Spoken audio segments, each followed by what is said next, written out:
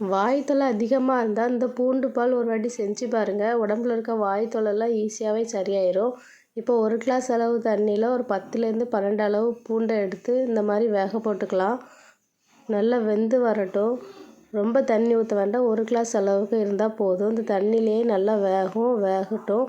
இப்போ ஒரு 5 நிமிஷம் பார்த்தா இந்த அளவுக்கு நல்லா பூண்டு வெந்திருக்கும். நல்லா இந்த மாதிரி மசிச்சு விட்டுக்கோங்க தண்ணியெல்லாம் வற்றின பிறகு. இப்போ எல்லா பூண்டையும் நல்லா மசித்து எடுத்துக்கலாம். மசிச்சுட்டு இப்போது அடுப்பை ஆன் பண்ணிவிட்டு ஒரு 1/2 கிளாஸ் அளவுக்கு பால் ஊற்றினா போதும். ரொம்ப பால் சேர்க்க வேண்டாம். இப்போ இதிலே இன்னொரு 1/2 கிளாஸ் அளவுக்கு தண்ணி ஊற்றிக்கோங்க. ரெண்டையும் சேர்த்து மொத்தமாக 1 கிளாஸ் அளவுக்கு இருந்தால் போதும். இப்போ ஒரு கொதி வந்தோடனே ஆஃப் பண்ணிக்கோங்க. இதில் கொஞ்சமாக பெருங்காயத்தூள், 1 ஸ்பூன் அளவுக்கு நாட்டு சர்க்கரை போட்டு நல்லா ஆற்றிக்கோங்க. பெரிய கிளாஸ்னால் 1/2 கிளாஸ் அளவுக்கு, சின்ன கிளாஸ்னால் 1 கிளாஸ் அளவுக்கு அந்த மாதிரி இருந்தால் போதும் அளவு. ரொம்ப குடிக்கணும்னு இல்லை.